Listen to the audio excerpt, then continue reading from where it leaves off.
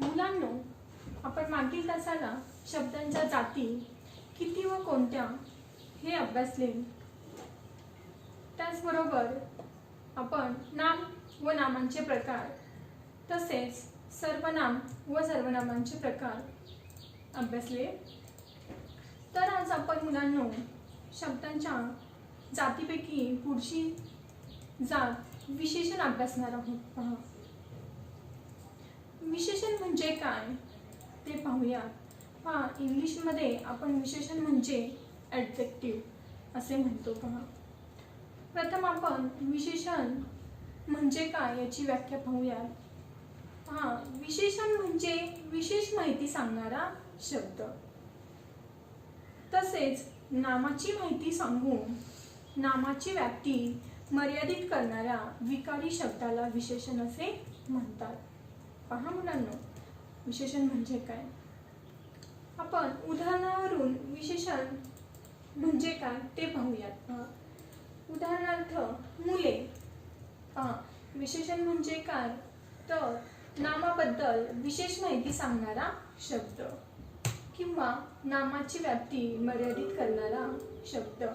या ठिकाणी आपण उदाहरण पाहूया. मुले. मुले हे एक नाम आहे. पहा, मुले हे एक नाम आहे आणि नामाबद्दल विशेष माहिती सांगितलेली आहे की मुले कशी आहेत, चांगली आहेत. पहा मुलांनो, उदाहरणावरून आपण व्याख्या समजून घ्यायची आहे. पहा, व्याख्या जी आहे ती पहा, विशेष माहिती सांगणारा शब्द किंवा नामाची माहिती सांगून नामाची व्याप्ती मर्यादित करणाऱ्या शब्दाला विशेषण म्हणतात. आता विशेष माहिती सांगणारा शब्द आहे चांगली आणि नामाची माहिती सांगितलेली आहे की चांगली. मुले हे एक नाम आहे आणि या नामाबद्दल विशेष माहिती सांगितलेली आहे की मुले कशी आहेत, चांगली आहेत. म्हणून आपण चांगली मुले या वाक्यामध्ये विशेषण हे एक चांगली आहे.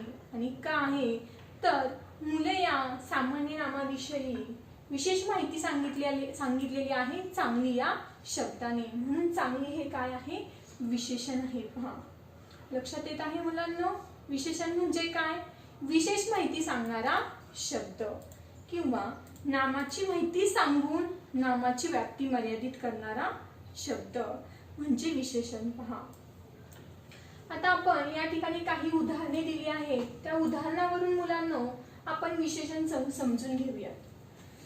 या ठिकाणी विशेष्य म्हणजे काय तर नाम.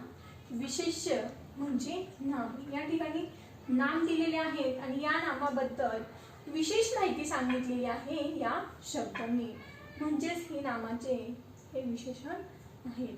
पहा, कुत्रा. कुत्रा हा काळा आहे.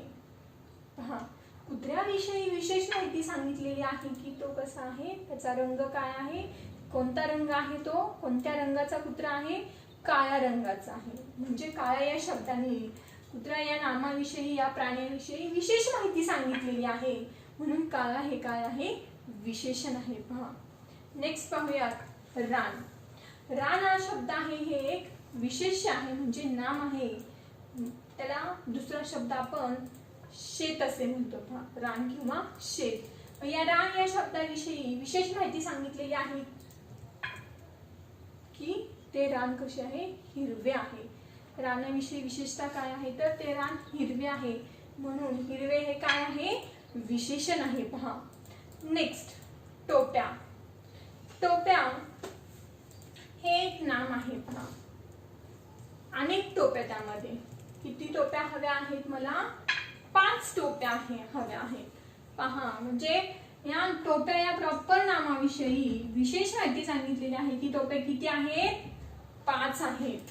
म्हणून 5 हे काय आहे, विशेषण आहे. पहा मुलांनो, नेक्स्ट पाहूया पिशवी. पिशवी या नामाबद्दल विशेषता सांगितलेली आहे त्याची. पहा, या ठिकाणी तुम्हाला लक्षात येईल की पिशवी आहे पण ती कोणाची आहे तर त्याची आहे.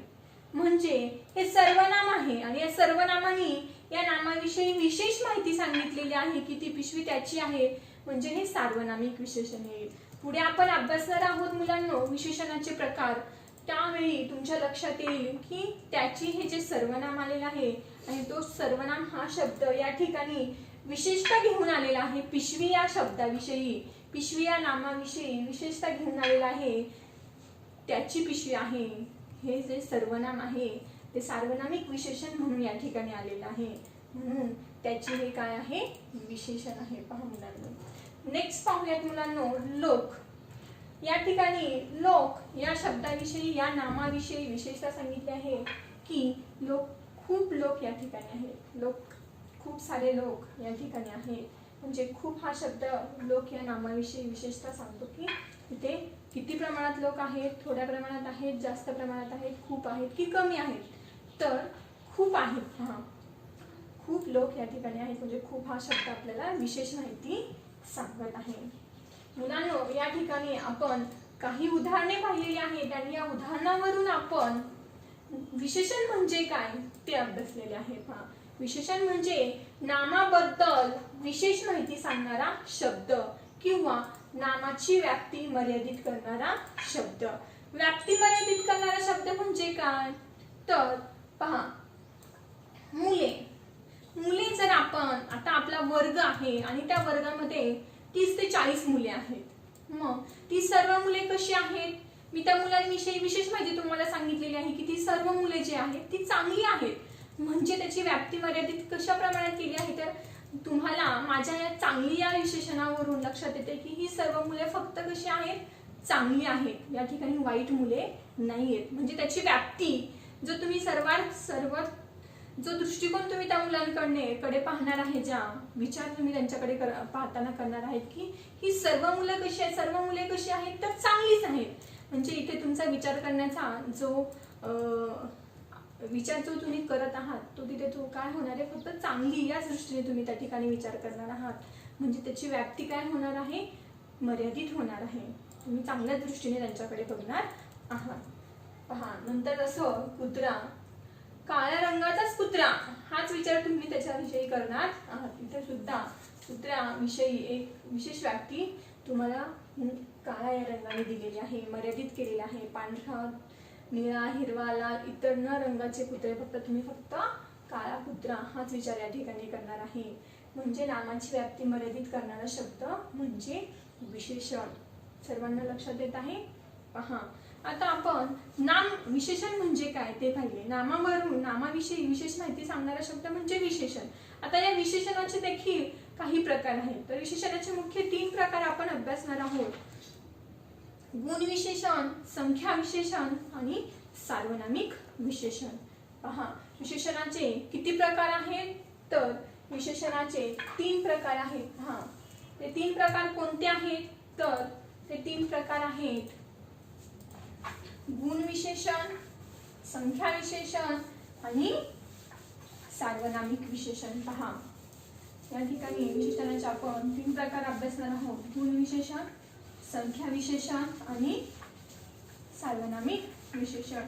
त्या नामाविषयी विशेष माहिती सांगणारा जो शब्द आहे विशेषण, त्या विशेषणामध्ये देखील काही प्रकार आहेत. काही गुण दाखवणारे विशेषण आहेत, तर काही संख्या दाखवणारे विशेषणे आहेत, तर काही सार्वनामिक विशेषणे आहेत. त्याचे आपण या ठिकाणी अभ्यास करणार आहोत. पहा विशेषणाचे 3 प्रकार मुलांनो.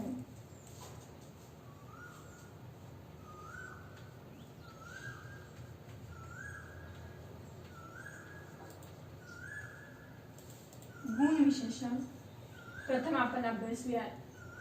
विशेषणाचे मुख्य 3 प्रकार आहेत. गुण विशेषण, संख्या विशेषण आणि सार्वनामिक विशेषण.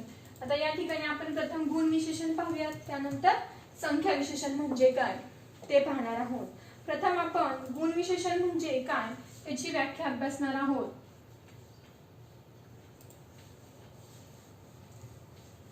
व्याख्या पाहत असताना आपण उदाहरण घेऊयात आणि त्या उदाहरणावरून त्याची व्याख्या अभ्यासूयात.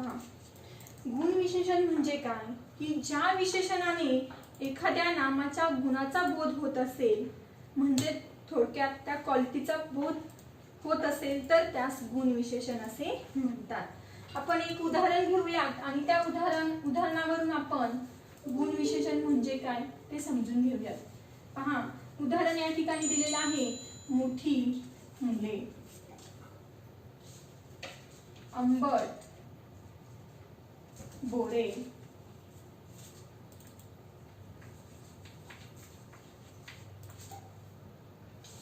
शुभ्र ससा, शूर सरदार, शूर सरदार. हा, या उदाहरणांवरून आपण व्याख्या समजून घेऊयात. गुण विशेषण म्हणजे काय, की जे विशेषण किंवा ज्या विशेषणाने एखाद्या नामाच्या गुणाचा बोध होत असेल. या ठिकाणी नाम दिलेले आहे आणि ज्या विशेषणाने त्या नामाच्या गुणाचा बोध आपल्याला होतो, त्याच्या क्वालिटीचा आपल्याला बोध होत असतो, त्यास आपण गुण विशेषण असे म्हणतो. पहा, मुले हे एक नाम आहे. मुले हे एक नाम आहे. या नामाविषयी आपल्याला गुण सांगितलेला आहे की ती मुले कशी आहेत. तर मुले मोठी आहेत. हा, मुले मोठी आहेत, छोटी आहेत. कशा प्रकारची मुले आहेत या ठिकाणी, तर मोठी मुले आहेत. म्हणजे त्या मुलांचा गुण सांगितलेला आहे की मुले ही मोठी आहेत, म्हणून आपण याला गुण विशेषण असे म्हणतो. म्हणजे थोडक्यात की ज्या विशेषणाने नामाच्या गुणाचा बोध होत असेल. लक्षात येते मुलांनो? पहा, ज्या विशेषणाने नामाच्या गुणाचा बोध होत असेल त्यास गुण विशेषण असे म्हणतात. नेक्स्ट पाहूयात बोरे. आपण सर्वांनी बोरे खाल्लेली आहेत. मग ही बोरे कशी आहेत? आंबट आहेत, तुरट आहेत. कशी आहेत? तर बोरे आंबट आहेत. म्हणजे त्या बोरांचा गुण सांगितलेला आहे की ती बोरे कशी आहेत? आंबट आहेत. यावरून आपण याला गुण विशेषण असे म्हणतो. नेक्स्ट पहा, ससा. ससा सर्वांनी पाहिलेला आहे. ससा कसा आहे? तर शुभ्र आहे.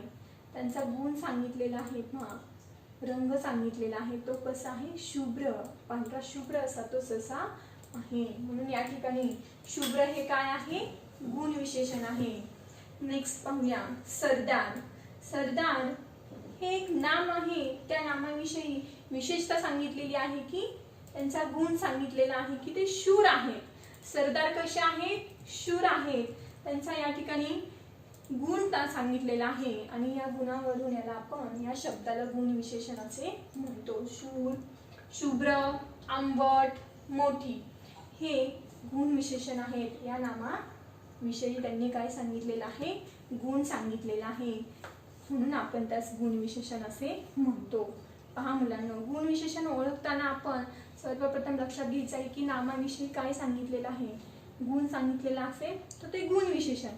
जर या नामांविषयी इथे मी संख्या सांगितलेली असेल तर ते झालं, ते आहे संख्या विशेषण. पहा, विशेषणाचेच प्रकार आहेत.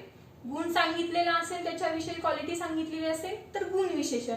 तर नेक्स्ट जो संख्या विशेषण प्रकार आहे तो अभ्यास करत असताना, त्याचा विचार करत असताना आपण काय लक्षात घ्यायचं आहे की त्या नामाविषयी काय सांगितलेली आहे का? संख्या सांगितलेली आहे का?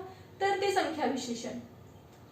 ज्या शब्दाने संख्या सांगितलेली असेल तो शब्द संख्या विशेषण.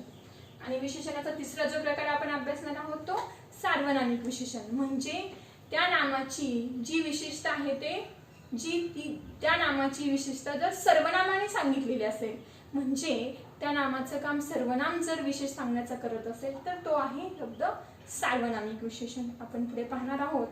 त्या अगोदर आपण दुसरा प्रकार पाहूयात, संख्या विशेषण. गुण विशेषण सर्वांच्या लक्षात आलेलं आहे. गुण विशेषण म्हणजे काय? नामाचा गुण सांगणारा किंवा नामाच्या गुणाचा बोध जो शब्द करतो, जे विशेषण सांगत असते त्यास गुण विशेषण असे म्हणतात. पहा, मोठी मुले, आंबट बोरे, शुभ्र ससा, शूर सरदार, रेखीव चित्र हे सर्व गुण विशेषणाचेच उदाहरणे आहेत. आणि यानंतर आपण संख्या विशेषण अभ्यासणार आहोत. पहा मुलांनो, खूप सोपा प्रकार आहे संख्या विशेषण. या ठिकाणी संख्या विशेषण म्हणजे काय पहा, संख्या विशेषण म्हणजे थोडक्यात जे विशेषण नामाच्या संख्येचा बोध करत आहे, जे विशेषण नामाच्या संख्येचा बोध करत असेल त्या संख्या विशेषण असे आपण म्हणतो.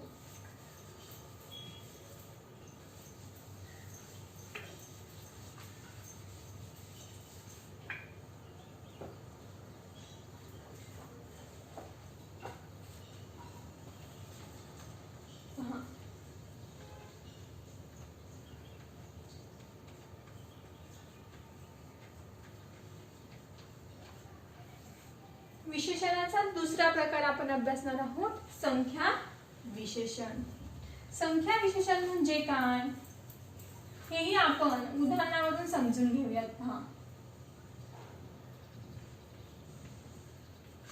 पहा,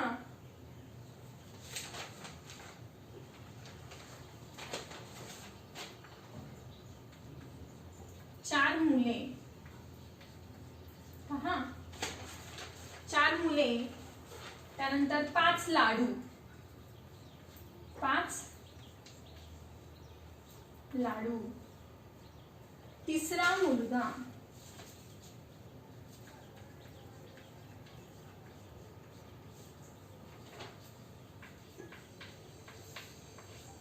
तिसरा मुलगा.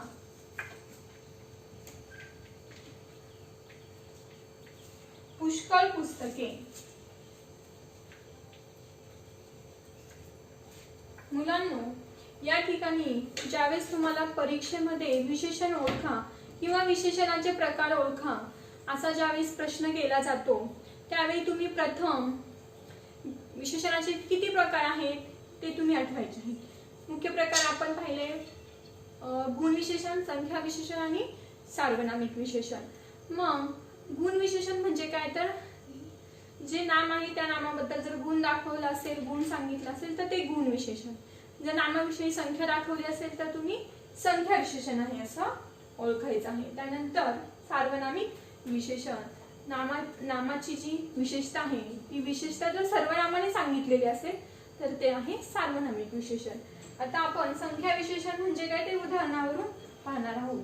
या ठिकाणी नाम आपण ओळखायचं आहे प्रथम आणि नामाची जी संख्या सांगितलेली आहे ती ओळखायची आहे. पहा, या ठिकाणी नाम आहे मुले.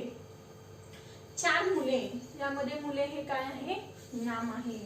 या नामाविषयी विशेष संख्या सांगितली आहे की मुले किती आहेत तर 4 आहेत. म्हणजे 4 हे काय झालं, संख्या विशेषण. नेक्स्ट पाहूयात लाडू. लाडू हे नाम आहे. पहा, आणि या नामाविषयी विशेषता सांगितलेली आहे की 5 लाडू आहेत. म्हणजे तुम्हाला त्या लाडूची काय विशेषता समजत आहे किंवा काय विशेष माहिती सांगितलेली आहे की किती लाडू आहेत तर 5 आहेत. पहा, यावरून 5 हे काय आहे, संख्या विशेषण आहे. जर इथे गोड लाडू असं जर दिलं असतं मी तर तुम्ही ते कुठल्या विशेषणाच्या प्रकारामध्ये घेणार आहात, गुणवाचक विशेषणामध्ये. का, कारण लाडू कसे सांगितले आहेत, लाडू बद्दल काय विशेषता सांगितलेली आहे की लाडू कसे आहेत, गोड आहेत. पण या ठिकाणी मी काय सांगितलेलं आहे, किती लाडू आहेत तर 5 आहेत. म्हणजे त्यांची मी संख्या सांगितलेली आहे म्हणून लाडू 5 लाडू हे संख्या विशेषण आहे. 5 हे काय झालं, संख्या विशेषण झालेलं आहे. पहा, नेक्स्ट मुलांना मुलगा हे नाम आहे. मुलाबद्दल विशेषता सांगितली आहे की तिसरा. कितव्या क्रमांकाचा मुलगा आहे, तिसरा. तिसरा हे काय झालं, संख्या विशेषण झालेलं आहे. पहा, त्यानंतर पुष्कळ पुस्तके. पुस्तके किती आहेत, किती प्रमाणात आहेत तर पुष्कळ आहेत. पहा, म्हणजे इथे नामाविषयी पुस्तकांविषयी विशेषता सांगितली आहे संख्याबद्दल. संख्येबद्दल पुस्तके किती आहेत तर पुष्कळ आहेत. पहा, चांगली पुस्तके जर मी असं दिलं असतं तर तुम्ही म्हटलं असतं की हे गुण विशेषण झालं ना, त्या पुस्तकांबद्दल गुण सांगितलेला असता आहे की चांगली आहेत. म्हणजे या ठिकाणी तुम्हाला गुण विशेषण आणि संख्या विशेषण ओळखताना काय प्रथम लक्षात घ्यायचं आहे, कशा पद्धतीने ते ओळखायचं आहे हे लक्षात आलेलं आहे. पहा, गुण विशेषण असेल तर नामाबद्दल गुण, क्वालिटी, आणि संख्या विशेषण असेल तर नामाबद्दल संख्या दर्शवलेली असते, दर्शवली जाते. या ठिकाणी आपण विशेषणाचे 2 प्रकार अभ्यासले, गुण विशेषण आणि संख्या विशेषण. पहा, त्यानंतर आपण विशेषणाचा 3रा प्रकार अभ्यासणार आहोत, सार्वनामिक विशेषण.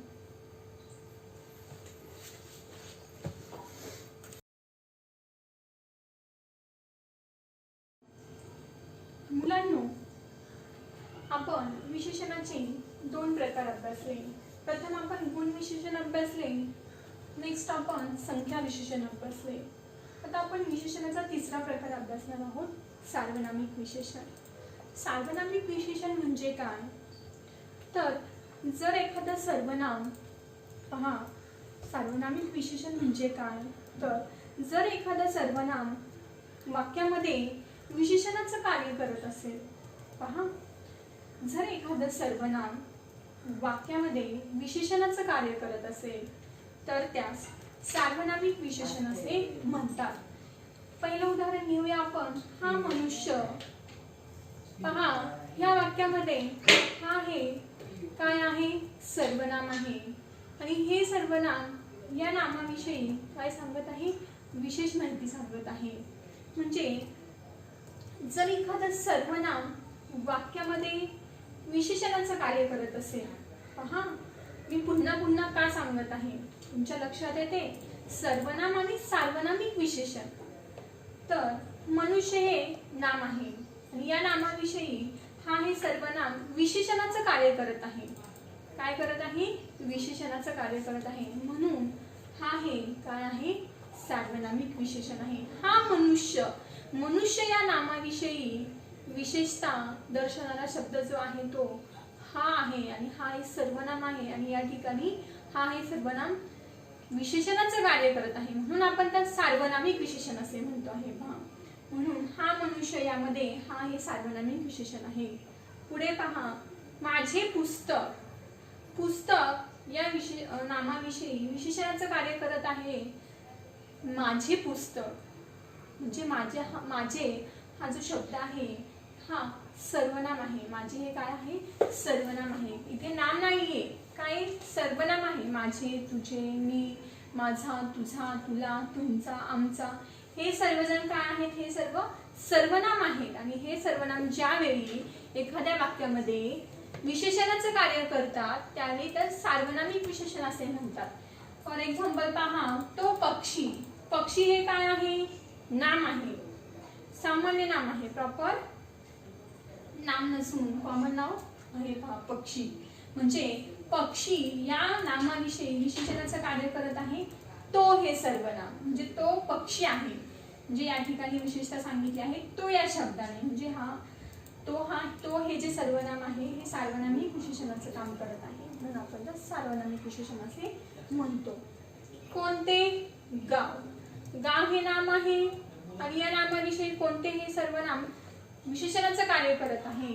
म्हणून यास आपण सार्वनामिक विशेषण असे म्हणतो. पुन्हा एकदा मी सांगत आहे, सर्वांनी लक्ष द्यायचं आहे की सार्वनामिक विशेषण कसं ओळखायचं. जर एखादं सर्वनाम वाक्यामध्ये विशेषणाचं कार्य करत असेल, मी पुन्हा पुन्हा सांगत आहे, जर एखादं सर्वनाम वाक्यामध्ये विशेषणाचं कार्य करत असेल तर त्या सार्वनामिक विशेषण असे म्हणतात. हा मनुष्य, माझे पुस्तक, तो पक्षी, कोणते गाव, तिच्या साड्या. साड्या कुणाच्या साड्या आहेत? तिच्या साड्या आहेत. पहा, विशिष्ट सांगितलेली आहे तिच्या या शब्दाने. कुणाच्या आहेत? तर तिच्या आहेत. म्हणजे तिच्या हे सर्वनाम आले पण इथे ते सार्वनामिक विशेषणाचं कार्य करत आहे. म्हणजे साड्याविषयी विशेषता सांगत आहे तर त्या तिच्या आहेत. म्हणून आपण या ठिकाणी याला सार्वनामिक विशेषण असे म्हणतो. मुलांनो पहा, नामाबद्दल माहिती सांगणारा शब्द, नामाबद्दल माहिती सांगणारा शब्द सर्वनामांपासून तयार केलेला असेल तर त्यास सार्वनामिक विशेषण असे म्हणतात. पुन्हा मी एकदा सांगत आहे, सर्वांनी लक्ष देऊन ऐकायचं आहे. नामाबद्दल माहिती सांगणारा जो शब्द आहे तो शब्द सर्वनामांपासून तयार केलेला असेल तर त्याला सार्वनामिक विशेषण असे म्हणतात. या ठिकाणी तुम्हाला सार्वनामिक विशेषण कसं ओळखायचं हे समजलेलं आहे. पहा, त्याचबरोबर काही वेळा जे सर्वनामे आहेत पहा, मी, तू, तो, हा, आम्ही, तुम्ही, जो, कोण, ही जी सर्वनामे आहेत ही सर्वनामे आहे त्या रूपात न येता त्याच्या मूळ रूपात बदल होऊन ते सार्वनामिक विशेषणाचं कार्य करतात. थोडक्यात मी हे उदाहरण आपण घेऊ.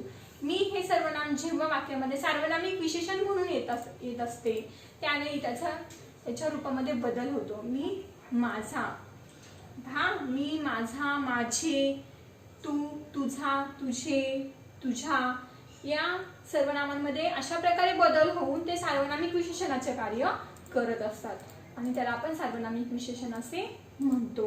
लक्षात येते सर्वांच्या?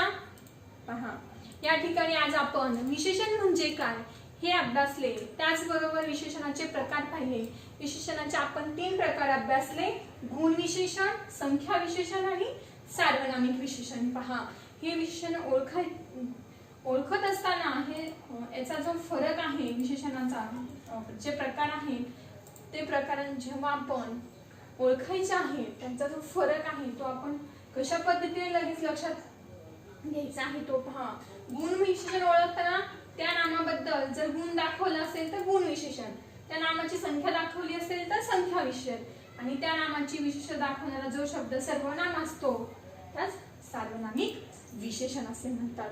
मुलांनो, आपण विशेषणाचे प्रकार आज अभ्यासले. त्याचबरोबर आपण आता क्रियापद अभ्यासणार आहोत. क्रियापद म्हणजे काय आणि क्रियापदाचे प्रकार हे आपण आज अभ्यासणार आहोत.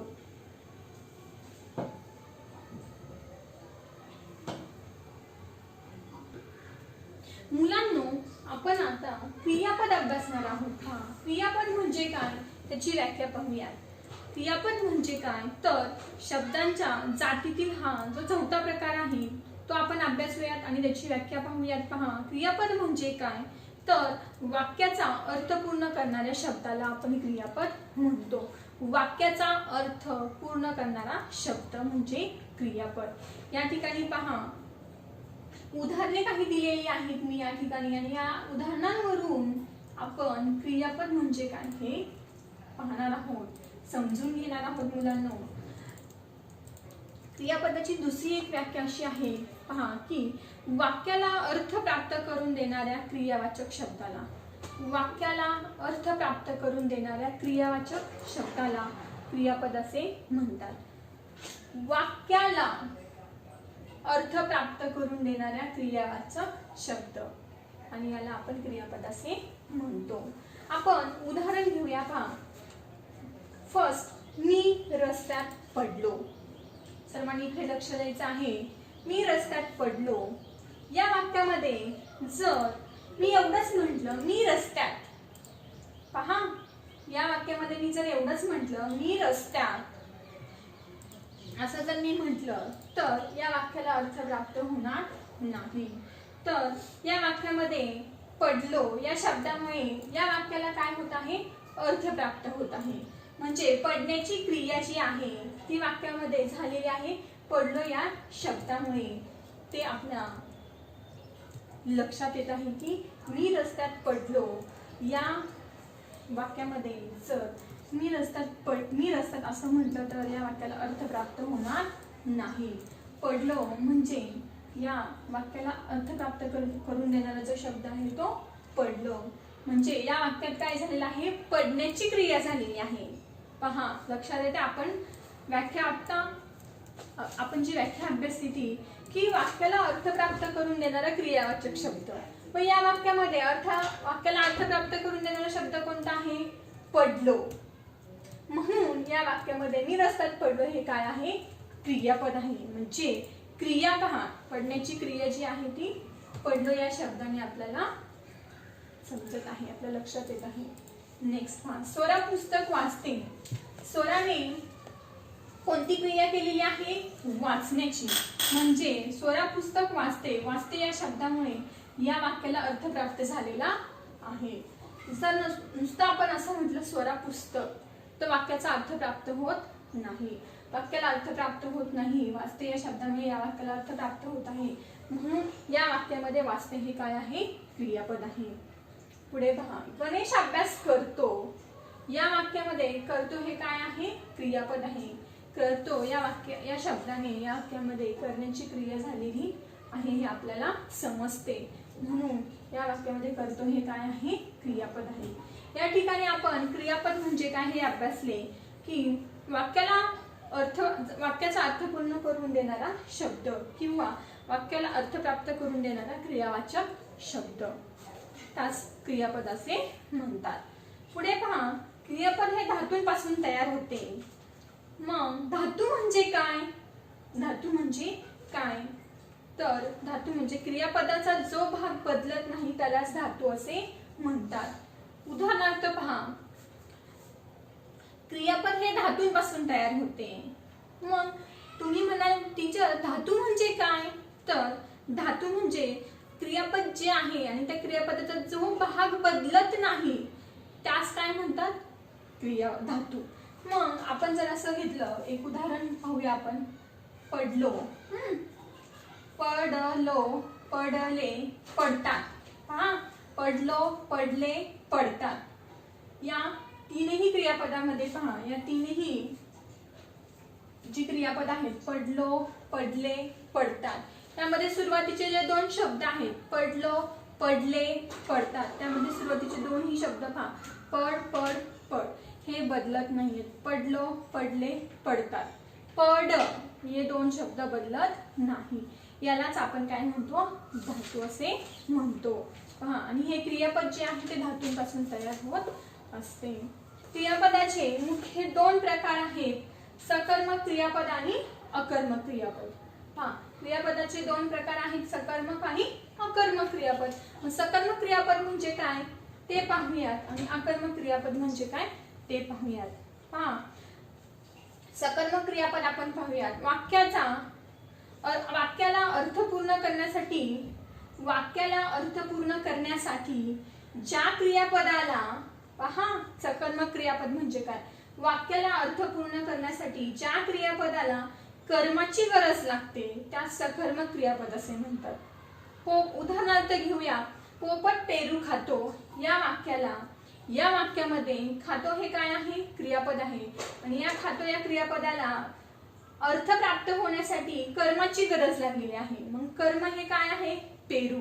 या वाक्यामध्ये कर्म कोणते आहे? पेरू. मग पेरू, पोपट काय खात आहे? तर पेरू खात आहे. म्हणजे खातो या क्रियापदाला कोणाची गरज लागलेली आहे? कर्माची गरज लागलेली आहे. म्हणून या सकर्मक क्रियापद असे म्हणतात. लक्षात घ्यायचंय, सकर्मक क्रियापद ओळखत असताना ज्या वाक्यामध्ये कर्म असते त्यास सकर्मक क्रियापद आणि ज्या वाक्यामध्ये कर्म नसते त्यास अकर्मक क्रियापद असे म्हणतात. आपण नेक्स्ट एक्झाम्पल घेऊयात. महेश क्रिकेट खेळतो. या वाक्यामध्ये खेळतो ही काय आहे? क्रिया आहे. खेळतो हे क्रियापद आहे आणि या क्रियापदाला कर्माची गरज लागलेली आहे. या वाक्याला अर्थ प्राप्त होण्यासाठी कर्माची गरज लागलेली आहे. म्हणजे महेश काय खेळत आहे? तर महेश क्रिकेट खेळत आहे. म्हणजे क्रिकेट हे काय आहे? कर्म आहे. म्हणून यास आपण सकर्मक क्रियापद असे म्हणतो. महेशने खेळण्याची क्रिया केलेली आहे, परंतु त्याचा अर्थ प्राप्त होण्यासाठी त्याला कर्म लागलेला आहे. तर महेश काय खेळत आहे? तर क्रिकेट खेळत आहे. म्हणजे महेश क्रिकेट खेळतो, पोपट पेरू खातो या वाक्यांमध्ये कर्म आहे. या वाक्याला अर्थ प्राप्त होण्यासाठी कर्माची गरज लागलेली आहे, म्हणून सकर्मक क्रियापद. आणि ज्या वाक्यामध्ये कर्माची गरज लागलेली नसते वाक्याचा अर्थ प्राप्त होण्यासाठी त्यास अकर्मक क्रियापद असे म्हणतात. ज्या वाक्यामध्ये कर्म असते ते सकर्मक आणि ज्या वाक्यामध्ये कर्म नसते ते अकर्मक क्रियापद. पहा, सूरज लिहितो. या वाक्याला अर्थ प्राप्त होण्यासाठी कर्माची गरज लागलेली नाही. सूरज काय करत आहे? लिहित आहे. या वाक्यामध्ये कर्म नाहीये तरी वाक्याचा अर्थ पूर्ण झालेला आहे, म्हणून हे अकर्मक क्रियापद आहे. आणि नेक्स्ट, सोरा गाते. या वाक्यामध्येही कर्म नाहीये. सोरा काय गाते? काय गायलेलं आहे?